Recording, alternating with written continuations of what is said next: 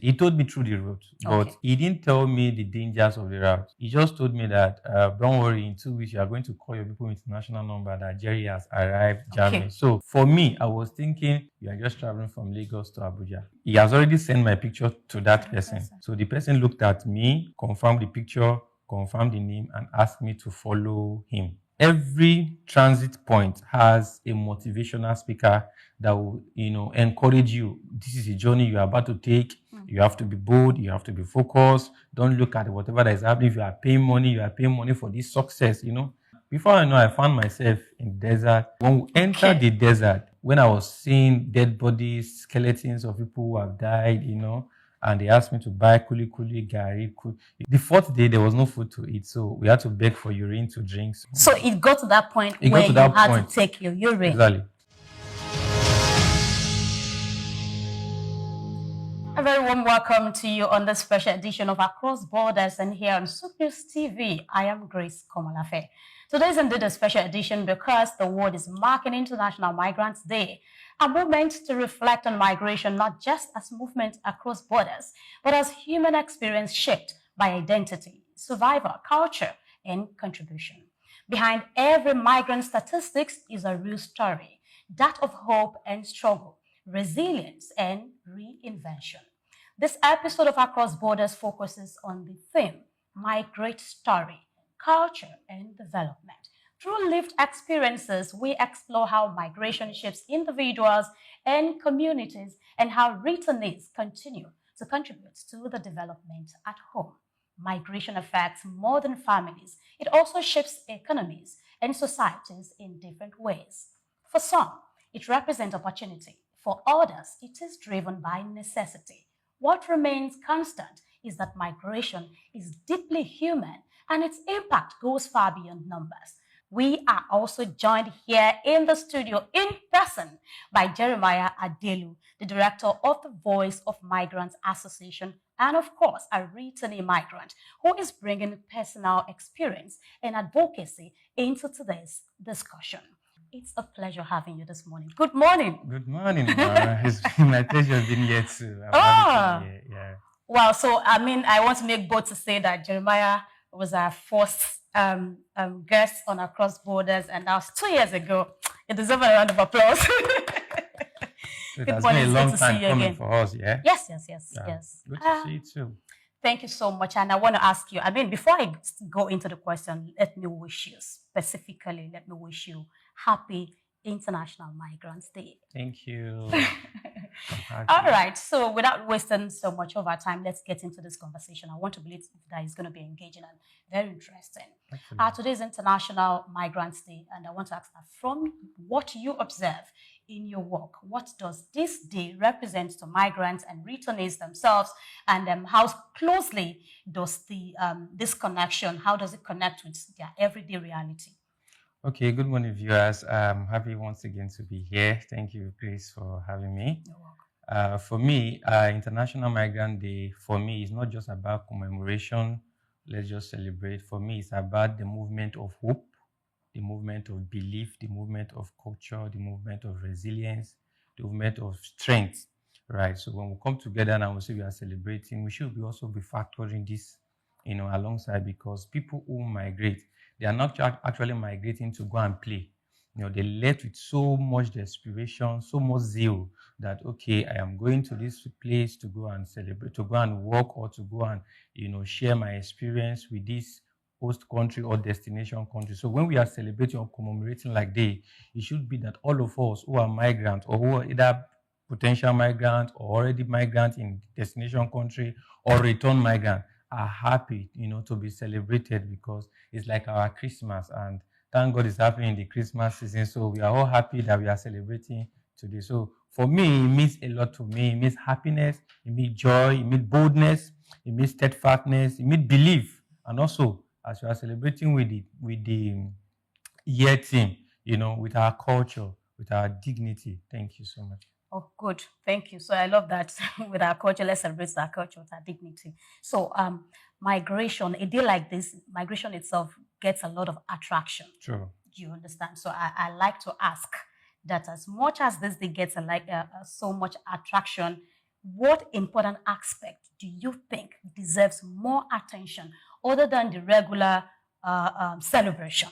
What major aspect do you think deserves more attention? Okay, so for me as a return migrant, I don't have a major aspect.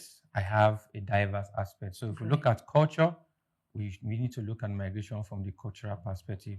If we look at education, we have to look at it from the educational perspective. We look at religion, we have to look at it from religious perspective. If we look at skill, we have to also look at it from that dimension because people travel from different reasons. So we cannot just say, okay, it's just because of culture. No, we go there, we learn different ideas, we learn different activities, and when we come back home to our country, you see us putting that zeal, that whatever that has made us to travel before or what we found there, we bring them back to our country to develop our community, to develop our society, and that is what has made Nigeria to live where we were in 90s to where we are today. So it's all encompassing altogether. The life of a return migrant is not far-fetched. My story had to be a bad story before, but because of how I now see the story, I now see it from the point of strength. So I was just doing my business when I finished school from Auchi Polytechnic, Auchi. And as Nigerian now, you'll be forced to start taking care of your younger ones because you just finished school. At least you need to get jobs. So there was no job forthcoming. Like, I applied then, I didn't get jobs. So I had to start working on my own capacity. So I started laundry and dry cleaning business. I was just doing that on my own. So I had a lot of customers, a lot of businesses, that were coming to patronize me as a laundryman. So I have this faithful customer who, when he comes, he's a traveler. He goes to Dubai, he goes to different nations. So as he's coming back, he exchanges clothes with the ones I gave him before. So I know as a laundryman, because of the tag in his clothes, that he travels. I know. So anytime he comes, he will just give me money and tell me to keep the change. Sometimes I can do 5,000, he can just give me 10,000 and tell me, keep the change. You are a very hardworking guy. When I got there, my friends liked the way the clothes were. So those things were just giving me motivations, So one day he told me that how much am I washing his clothes? I told him for his sleeve shirt is 150. It was like 150, 150. That money is too small now. That in Germany, where he's coming from presently, that day, that one clothes is being washed for €7. And as at then, €1 was 470 something naira. Okay. So in my head as a businessman, I've already calculated €7 times, So for one shirt, I will be getting 2,000 plus in the place of 150 naira. So my mind was just thinking. So he told me, relax, don't worry, I'm going to help you. You're a very hardworking guy. And I was like, okay, let's go. And I said, if I can be able to raise 300,000 naira, that will help me to complete the rest. Being that I'm a hardworking person, I tell him, okay, no problem. So he further told me that I should not tell anybody, that he just wants to use this to help me. He don't want people to be looking at him like, he's just being, one of stuff. So I went home. It was towards the end of the month of September 2015. So everything I had, I collected all my thrifts. The 4 workers that were working with me, I didn't pay them that month because Oga won't travel. So I collected everything. I collected the thrift. I called him after 2 weeks and I gave him the money. So immediately I gave him the money. That day was a Saturday. He told me I should start coming. I was like, coming to where? To where? He said, you've paid your money now. You are ready. If you are ready, that means I'm ready too. So I was not the one begging him, sir, can we shift it to Monday so that at least I can, package myself together. As a laundryman, they should know that somebody that is coming to Germany, is coming with some laundry clothes so that they will know. So, okay. The next 3 days later, I was Monday, I had to leave Edo State and we moved to the journey. The journey started. So we, from Edo State to Sokoto, we passed through the Sokoto route anyway. So when we got to the Sokoto immigration, where we have the immigration, they stopped the vehicle, our vehicle, and we were 18 persons in the vehicle. Let me cut you a bit. Were you aware that it's going to be through that route when he had a conversation with you in the start? Yeah, he told me that the route is, he told me through the route, but he didn't tell me the dangers of the route. Okay. He just told me that, don't worry, in 2 weeks, you are going to call your people international number that Jerry has arrived, Germany. Okay. So He didn't really tell me XYZ what I'm going to see. It was like, for me, I was thinking, you are just traveling from Lagos to Abuja or from Benin to Sokoto. From Sokoto, you will just move. That is a smooth route. He didn't explain to me the Sahara Desert. He didn't explain to me Libya experience. He didn't explain to me Mediterranean Sea. It was just like the stone throw. Once you get there, you pass. You see your mates there, even people that you are older than, So that alone boosts my confidence. Like, okay, if this man has been going and has been coming and is ready to help me, who am I? Let me try. And coupled with the fact that in Edo State, it's like a tradition where you see every house, has a representative abroad, either in Italy, in Spain, like that. So in my own house, I don't have anybody abroad. So he worked on my emotion, like, if you go there now, you'll be the first. You wanted to change that narrative. You wanted to be the hero of the family. You understand? So he was just pushing. I shouldn't tell anybody that. Once I get there, I'm going to call them. And I believed him, and we moved. So when we go to that immigration in Welcome to Sokoto, they asked us to come down. They were searching us. The ladies, they asked them to put their address. I was still with my phone, so I had to text him and tell him that this is where we are, and this is what immigrations are doing to us. He just replied me, I'll call you back shortly. Immediately that message delivered, it was less than 2 minutes. Somebody called me from that immigration camp, that immigration scene. It was just like, who was Jerry? Who was Jerry? I was like, I was the one. So I was surprised. Sorry. Because he didn't tell me that somebody's going to call me. He said he's going to call me. The next thing, somebody called me, had the phone in his hand, and was like, he has already sent my picture to that person. So the person looked at me, confirmed the picture, confirmed the name, and asked me to follow him. So I left those people who were coming in Benin. I entered his own car, and we zoomed up. In my mind, I was like, oh boy, see connection. My goodness. So I didn't know that I was just moving from one fire pan to another fire, to another fire, to another fire. So that's how the journey started. Fast forward to, I saw myself in desert, in Niger. So when we got to Niger, they explained to me that the money that I paid 300,000 naira 4 days ago has expired, that I had to pay on that money that was taken from there to Germany. From Niger, we got to a place called Agadez, the same thing. They will have to welcome you, and every transit point has a motivational speaker that will, encourage you. This is a journey you are about to take. You have to be bold. You have to be focused. Don't look at whatever that is happening. If you are paying money for this success, they'll just bridge you like that so that you will get there. And before I know, I found myself in the desert. The desert experience was another thing again that blew my mind, because naturally I'm the daddy's boy. If you shout for me, I can even cry. I've not actually seen ghetto life. So when we entered the desert, when I was seeing dead bodies, skeletons of people who have died, and they asked me to buy kuli gari, when we entered that desert, my mindset just changed. Like, and my mind did not even ask me that somebody that is actually going to Germany, do you need to buy kuli, buy gari, buy glucose to go to Germany? My mind was not asking me that. My mind was just, this motivator, this motivational speaker that is on this route with us was just giving me ginger. Like, don't worry, all these things will still be over. So the first day, the second day, the third day, all the items that I carried expired. They finished in the desert because the desert was very hot. So you had to drink more water than necessary. The food, I said, that is why I eat a lot. So the fourth day, there was no food to eat. So we had to beg for urine to drink. So you had to beg somebody to give you urine. Did you say? Yeah. Very sweet. You have to beg urine to eat. Did you just say? Yeah. Okay. So it got to that point where you had to take your urine. Exactly. Wow. Migrants being treated like criminals in some cases.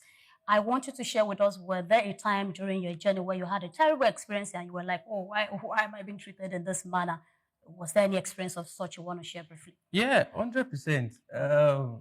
Many of the irregular migrants, they find themselves in that situation where they are being treated like robbers, they are being treated through racism, they are being treated because they did not migrate with the right documents, right? And my own experience was when I got to Libya, I wasn't having what we call pataka in Libya, which is... What do you call that again? Pataka. Okay, pataka means what? Pataka means their own Libya stay, right? So there's a document for you to stay in Libya when the government was still working. So, and because you don't have that one, and because you don't know how to speak Arab, so an English person going to an Arab country, You don't even know how to greet good morning. I'm not to talk of how are you or where are you going to. So even if you miss your way, you don't even know how to navigate. So at that point, that was where a lot of irregular migrants find themselves, and at the end of the day, you will now hear they are trafficked, they are kidnapped, they will now come and pay for ransom. So while in that place of trafficking or that place of kidnapping, that's where you will now start learning how to say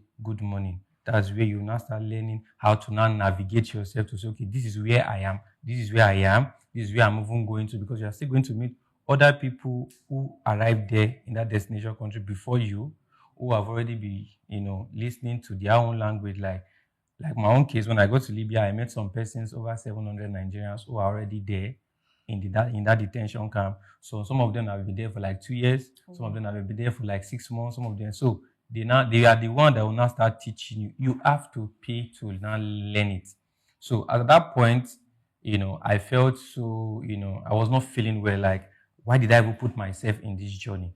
Sometimes when you go to restaurants to go and buy food, or when you want to go and buy groceries, by the time you get there, you see an Arab man, same Africa, had to cover their nose. Like everybody that is coming from Nigeria, they are smelling.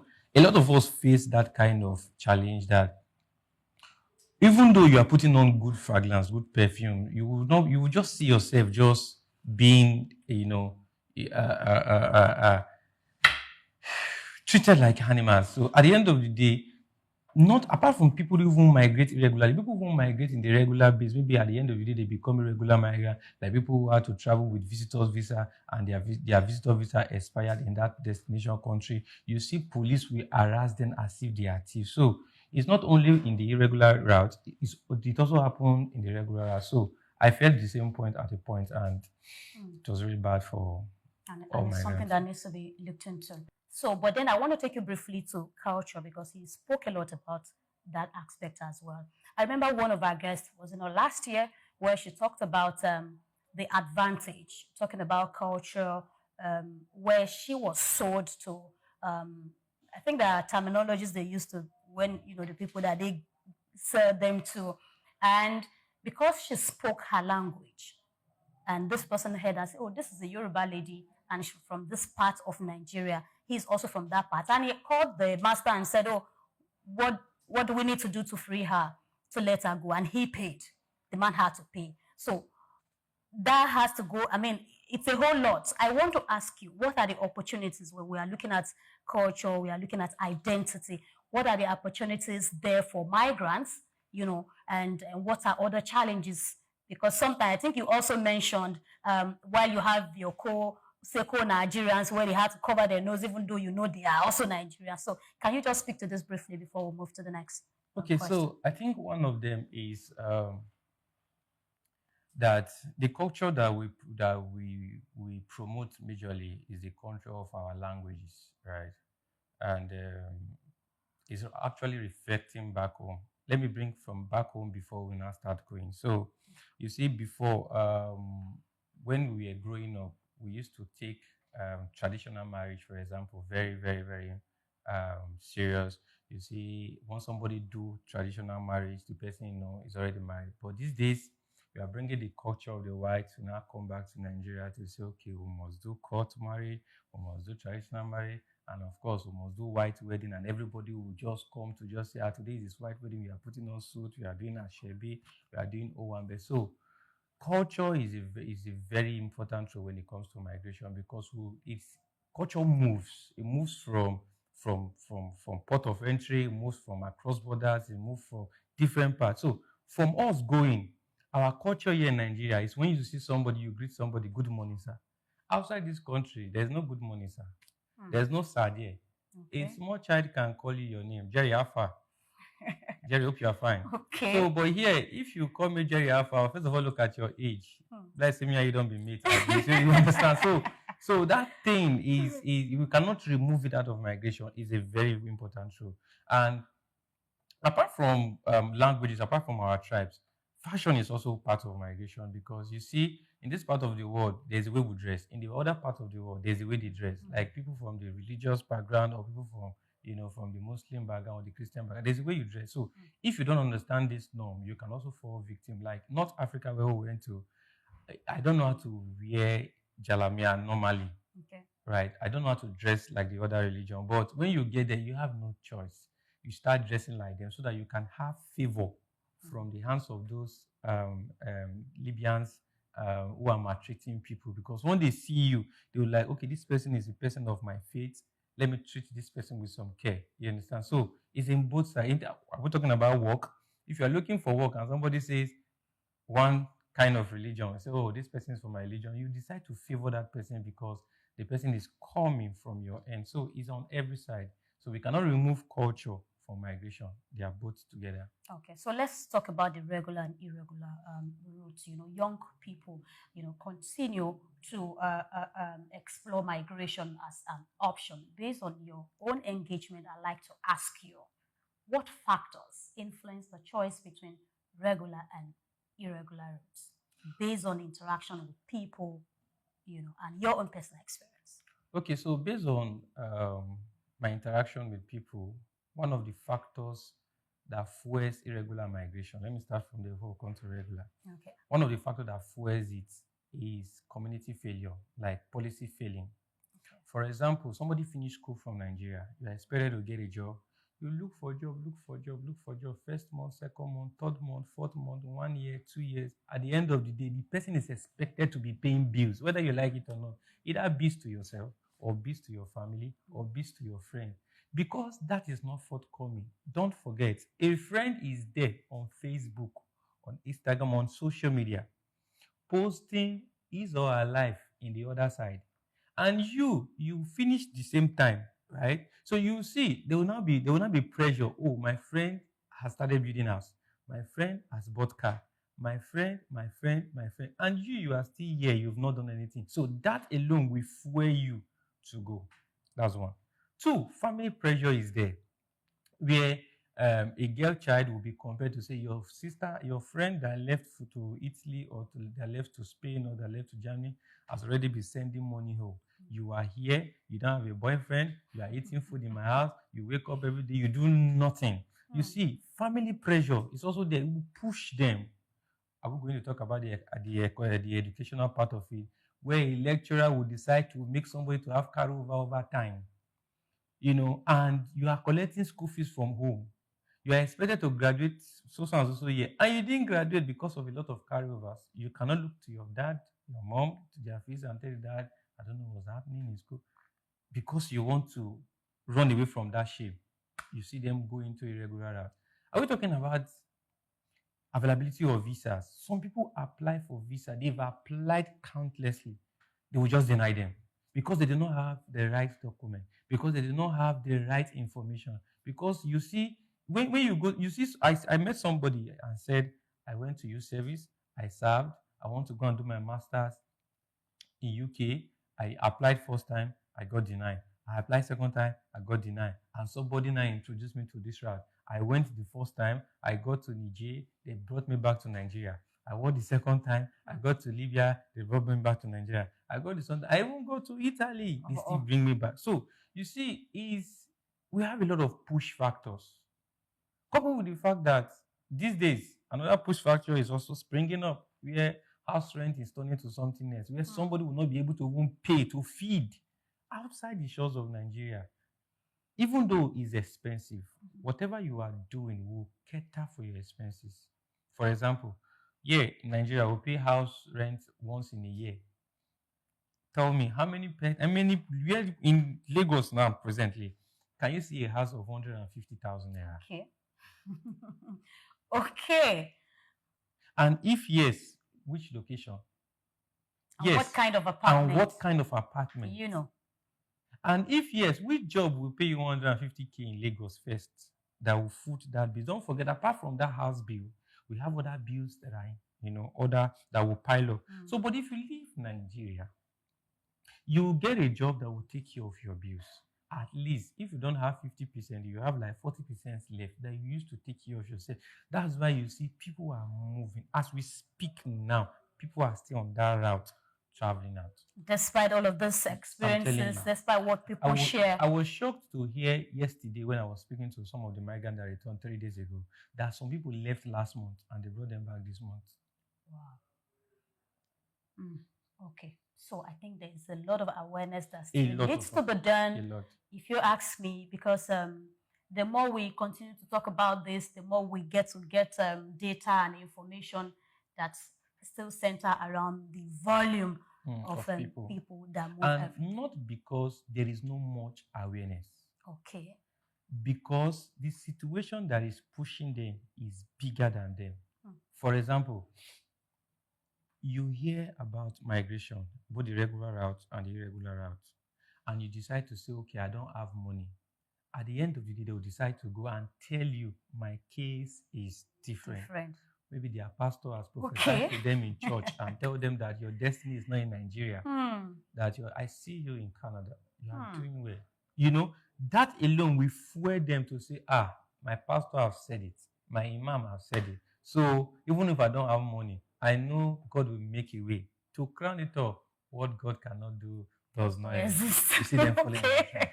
Okay, so with all this insight you've shared, I think I'm able to pick some points, and I will start with the last one, which is the religious factor. You get to hear prophecies, and people would say, "Oh, I've been hearing this prophecy for so many years now, and now the opportunity is coming. You want me to turn it down?" So, but I feel there's a need for us to look at it critically and be sure that we are doing what is right. Either the prophecy is genuine or not.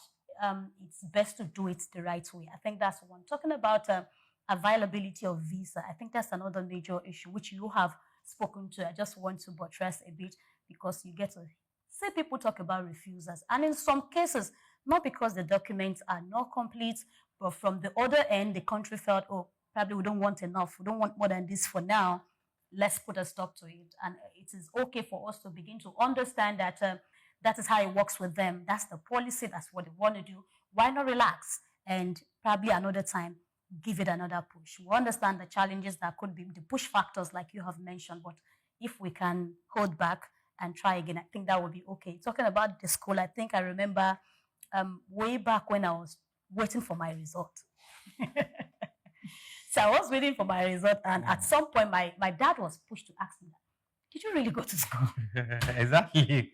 Because it took years for the result to come. It took years, and like you mentioned, it was actually a lecturer sitting on this, and I mean, it's a different story entirely. All right, so we don't just perambulate. I just see the need to, just buttress some of those points. You see me smile while I talk about this. Of course, to some, it's a very real story. It's something that it's deep into their emotions, into their lifestyle, into what they have become today. But for someone like Jeremiah Adelu, he has gone through that process, and he's a better person today, who is also trying to shape other people, other returnees. Is very important. And that's why we see the need to talk about it and smile over it. And that's simply to encourage one or two persons out there who is thinking of doing it the other way, going irregular route. I want to use the word route. I think it's not an option at all. So I want to ask you, what are some realities of irregular migration that are not widely understood by people? I'm asking this question because you have traveled. Not until you arrive at that transit point. If you don't get there, you don't know that this is what it is. What are those things that you were never aware of until you got to certain stops before you begin to realize them, that we need to share and make people understand? Okay, for me, I will, I will, I will say it in three ways. Number one, any any promising that is too good to be true, you have to watch out for that red flag. Like, for example, somebody is telling you you are just doing your normal artisan job, and somebody is telling you, I have a job for you outside, and they are going to pay you so and so amount. You know what I'm talking about. You have them on your social media. It's not me that is using it for you. So you have them. So I'm saying that for you to consider to migrate, you need to get the right information. If you fail to get the right information, you will be forced to hear the right information at that point. Because when they were telling me, when I got to Libya, and they were telling me this route, you are still going to pass through the Mediterranean Sea, even after you've passed through the desert. Wow. I was like, Mediterranean Sea, because I don't even know how to swim. If you drop me inside Okay. the sea, I will confirm dry land. So at that point, I was forced to ask myself, passing this route, does it really worth the journey? Because right before me, people went down. Hmm. Right before me, people killed other people, collected what they had, their money, their goods, to continue their journey. You will now begin to Really? ask yourself, okay, this journey that you are going, that you don't have information, are you sure you will not end the way this other person end? You will be forced to hear the information. So research before going. That's one. Number two, red flag. If they tell you, I want to take you abroad, if you can bring one other person to join you, don't worry, I will reduce the money for you. Watch it. Those are red flags. Because when they, push the amount you are going to pay, let's say you are paying 5 million, and the person now gives you a help to say, if you bring one person, you're no longer going to pay 5 million, you are going to pay 2.5. That person will pay. That is a red flag. That is how a lot of people recruit other people to join them in that irregular route. Another red flag is that when they tell you that in 2 months, patapata is too much. In 2 weeks, 2 months, you start shipping container, or you call people with international number that you can put your name in this phrase now, that Jerry has arrived, is another red flag that you need to watch out so that you will not fall in this irregular route. To round it up, to migrate is your right. But if you fail to get the information, it will not be an offense against you, against God, and against humanity. Hmm. Thank you. So we want to move to another key aspect, which has to do with community and local development. You want to agree with me that migrants are not basically just taking. They have been doing things, But I think before we get to that, quickly tell us, what are those platforms that people could go for key information? Okay, so Yes. one of the platforms, if you reach out to me or you reach out to my organization, Voice of Migrant Association, you are going to get key informations that can aid you to travel the right way. Because presently, I've been doing advocacy against irregular migration now for the past 5 years. Yet people are still going. As I speak to you, they are still going. So now I am trying to balance it. So I'm doing advocacy again for safe migration so that people can get the right information. Let's not just spoil Nigeria. Nigeria is still good. There are a lot of things people are still catching at, right? So that's one. So if you reach out to Voice of Migrant Association, you are going to get good migration pathway. We have a lot of CSO, we have a lot of NGOs that are doing the. If you are in Lagos, you can go to MRC, that's Migrant Resource Center, where you get informations on the right way to travel. If you go to IOM, the National Organization for Migration, you get a lot of information. If you go to NGOs on your phone, just Google NGOs working under migration. On Google, you are going to get information, research on it. And anyone that you see that you fell in love with, you can send a message. There should be a contact for every sticker or flyer you see out there on your Google, on your social media, for you to reach out and ask. So when you ask A, ask B, ask C. Now compare which one works for you. Before you go, here in Nigeria, we don't prioritize migration lawyers. Yes, we have migration lawyers in Nigeria. You can meet them and ask them, this is what I want to do. This is how I want to do it. Does it work for me? If yes, they will guide you as a colleague, as a linear colleague, or as lawyers that they are, to the right destinations that you want for a victim. With the experience you've had, and of course, you interact with migrants day in, day out. So put together your experience and that of the interactions you often have, with people. Which phase tends to require the most adjustment? I'm talking about preparing to leave, settling abroad, or building life after returning. Which aspect do you think should, you know? Okay, from my own end, I think building life after returning. Let me start from the back. Okay. Because when those who traveled irregularly, once they return, they go through trauma, they go through mental illness, they go through psychological problems that the society is really not actually fixing. Like yesterday, 118 people came from Libya and Mali 3 days ago. So I went to see them to do a psychosocial support system for them. And I saw 13% of the people return, they already running mad. Oh. Now, because of my limitations of referring them directly to the psychiatric hospital or to the right place to get maybe correctional center, I don't even know if they will accept them because of the festive period. So a lot of them are going through that kind of problem. Some of them, before they traveled, because they traveled irregularly, some of them borrowed money. Some of them sold their properties. Some of them left home as a virgin. Some of them left home with a lot of aspiration, but coming back, the money they expect to go and get, they didn't get it. The country they expect to get to, they didn't get it. They didn't get there. The car they sold, their father's property that they sold, coming back home, you are coming back to come and face that challenge. You left home as a virgin, you are no longer coming back as a virgin. You are coming back not as somebody who has experienced life. You are coming back with a child that don't even have a father. You understand? So at that point, these persons are just confused. I don't even know where to. You see somebody saying, I don't want to go back home. If I go back home, my father will kill me, or my mother will kill me, or my family will have to put me in trouble. So that part, I think, needs a lot of attention. Then also, before going, I think people need to research on the country they are going to. Don't just listen to what you see on social media or what you see on the street of Lagos or in your different city.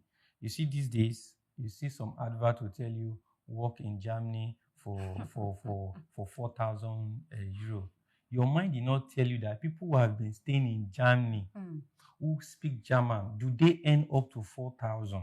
You that is just coming, that don't even know A from B in Germany, you want to now go and earn 4,000 euro. Your mind would, they will not tell you my case is different. Okay. So I think you should do a good research as somebody that is just coming.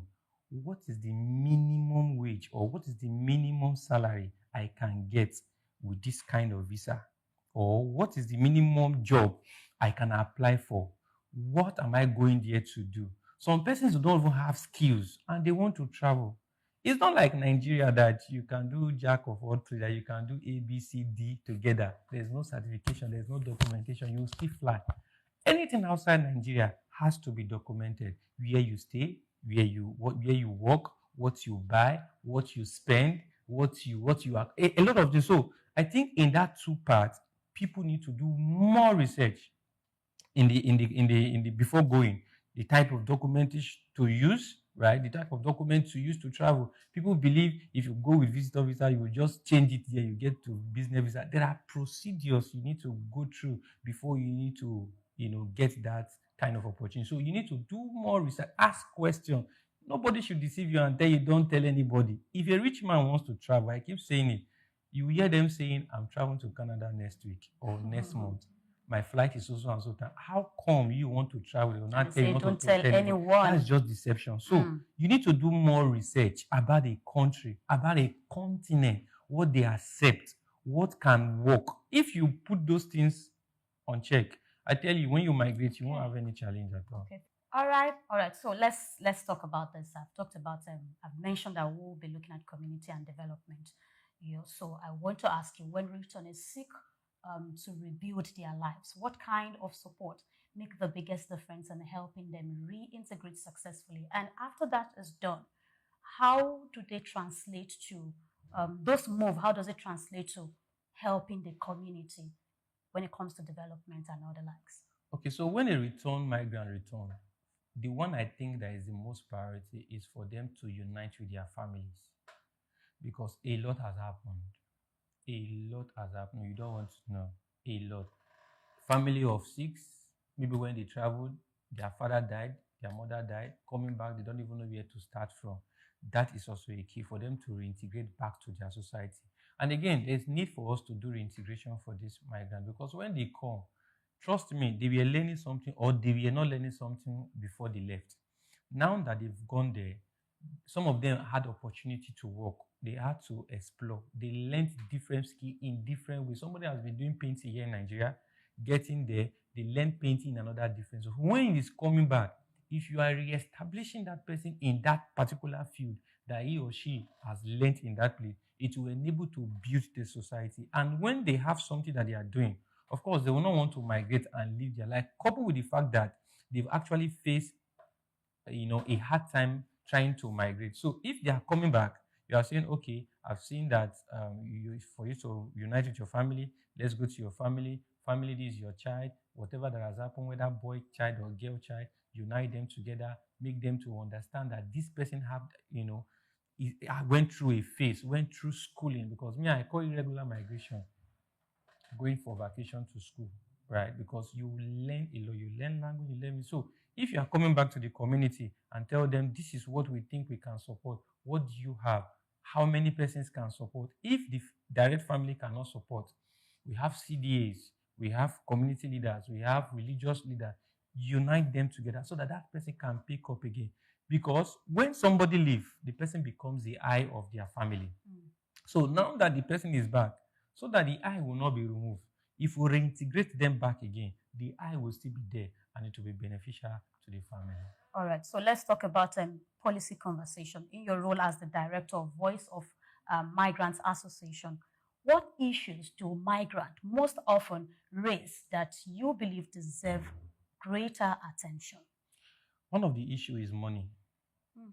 Because they spent a lot via the route, and coming back, they don't have any other thing. Knowing fully well that some of them coming back, they are still about to pay the money that they took from banks, that they took from loans, thrifts, that they sold properties unknowingly to their family member. So one of them is money. And the second part of them is starting of business. If, for example, in Nigeria, it is very hard for you to do a job of 1,000 naira, of 100,000 naira in 2 hours. Yes. But let me use Libya or Mali or Algeria, for example. You can take a job and you get 1,000 dinars today. In a month, you can do 100,000 dinars. I'm not saying professional job. I'm saying artisan skill job. Right. So when they come, you see them, I need money to start business. If I can start business, this thing I've learned here, I'll put it into action and I will become somebody again. Please, if you can help me. And that's why kudos to IOM, International Organization for Migration. They have been integrating a lot of migrants, and trust me, they are doing fantastically well. Those who actually went there to learn a skill. So by the time they come back, you see some of them selling boutique, doing tiling, doing painting, doing screening. By the time you visit their work, compared to Nigeria, you discover that there is a difference in their specialty compared to before they traveled. All right, so we're winding up. Maybe one or two more questions, and we'll go. So I want to ask you that from your interaction, how included do migrants feel in discussions that shape policies affecting their lives? I've asked earlier, talking about policy conversations. So the returnees or migrants, if I will put it that way, how do they feel when it comes to conversation that has to do with policies that concerns them? What are those policies in place as well that you feel are helping? Those that are not helping that needs to be adjusted. Okay, so I interacted with a migrant a few days ago, and I was asking, now that you come, what do you think Nigeria is lacking now that you are back, that you want us to really work on?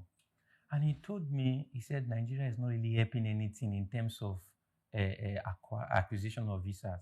Like if you want to apply for visa, I was like, okay, tell me more. He said, Nigerian passport alone does not give you, does not have the capacity to go to other nations, while other nations have the capacity to come in and out of Nigeria.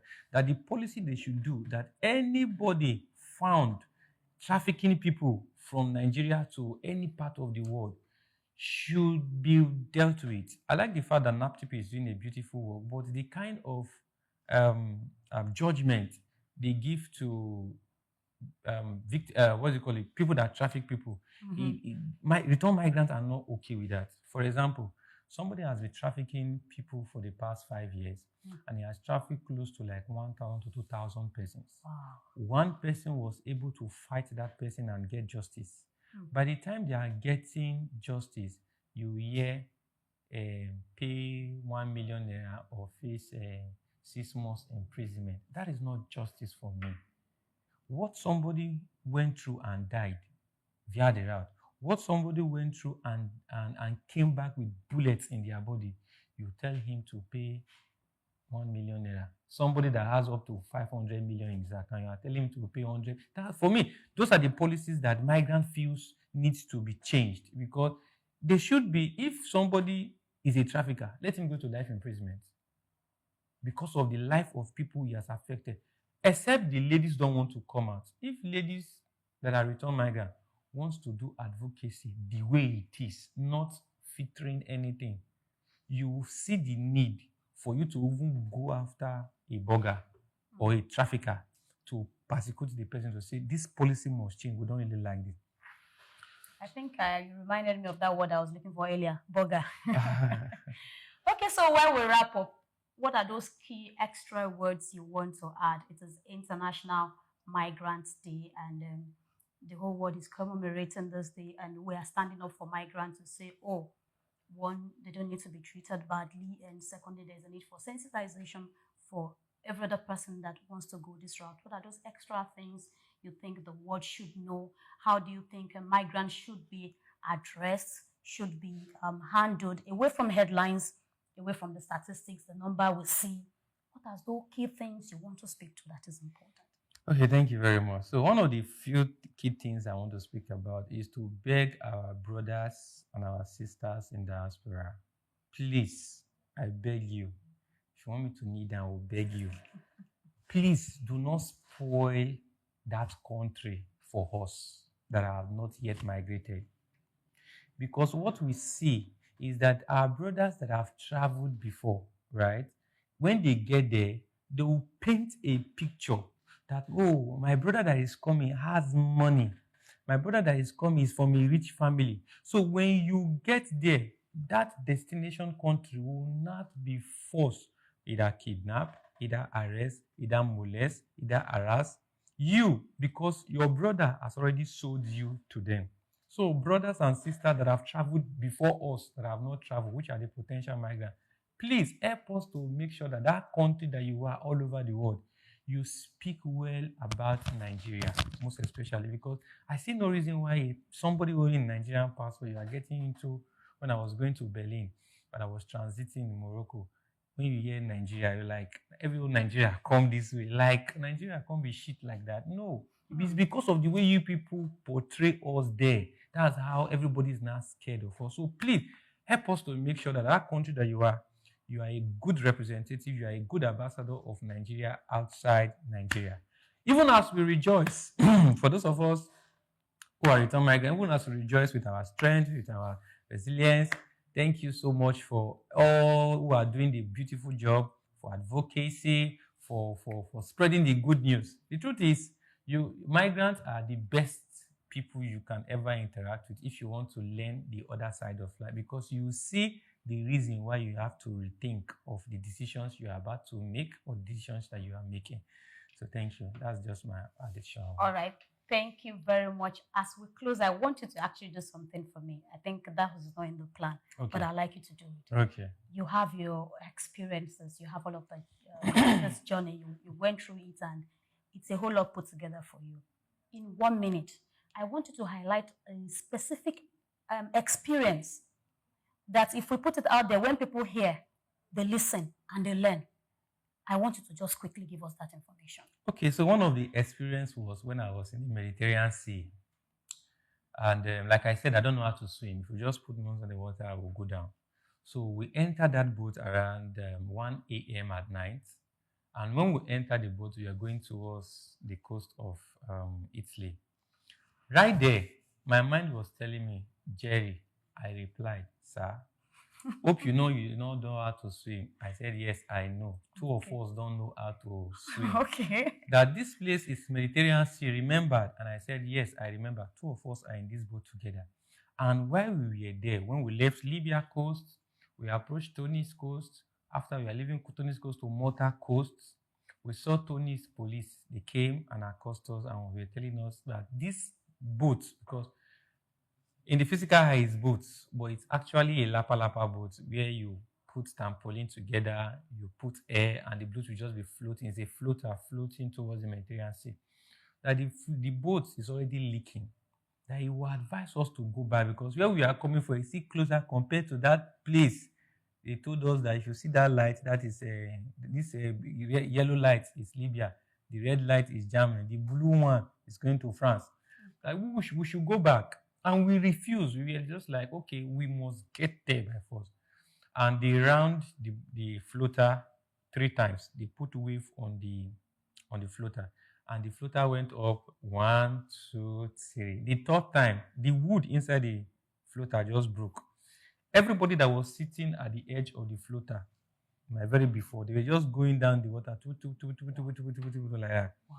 So after that time, that's my mind. I was telling me, say, Shebi, you know, I told you that you don't know how to say. I say, Venta, 2 of us will go down. So they rescued us, rescued the people that fell, the one they could be able to catch with their net. They brought all of us back to the dry land. Net? Yes. Wow. Now, that experience was too quick. Before we got to the dry land, those people that fell inside the water that they rescued, not all of them survived. About 37 of them died. They now asked us to go and bury those ones beside the sea. So when we got there, we that were still alive, that were still agile, that didn't fall inside the water, they now said we should bury them. So when I carried one, this thing was not more, it's not more than 45 minutes. Immediately I carried the person, let me just carry, the hand peeled out. Some of them, during that process, their eyes, fish has already eaten it. The ears, nothing. So that was now a consciousness to now tell me, okay, you are really in a big damn soup. So what will you do? So that experience is what I am trying to make sure that Nigerians do not go through, because they won't tell you are going to pass through this route. Even if they tell you, they have not been there. You are the one that is going to fix this kind of challenge. And if God is not on your side, I tell you, you might not come back, because the chances of you surviving is chances of 98% of failure and 2% chance of surviving. All right. Thank you so much, Jeremiah Adelu. I think now you're actually getting me emotional, but it's okay. We will go. So our time is up, and I want to say thank you for coming. Thank you for your time. Thank you very much. Our day, and I want to celebrate every migrant out there, and we want to say keeping strong. Yeah. And we want to encourage you to keep pushing this course, and we believe that it will turn out positively, and a whole lot of people are going to learn from all of this. Thank you very much. This is what we call it a day on Across Borders. Don't forget to follow us by our social media platforms at Soup News TV, and also subscribe to our YouTube platforms, including Across Borders. A very big thank you to everyone that have taken their time to watch. Thank you, Adelu, Jeremiah. Thank you. And I want to thank the entire team of Across Borders for helping us put this together. My name is Grace Komolafe, and until next time, we'll be coming your way again with another interesting topic. Keep keeping up and strong. See you some other time.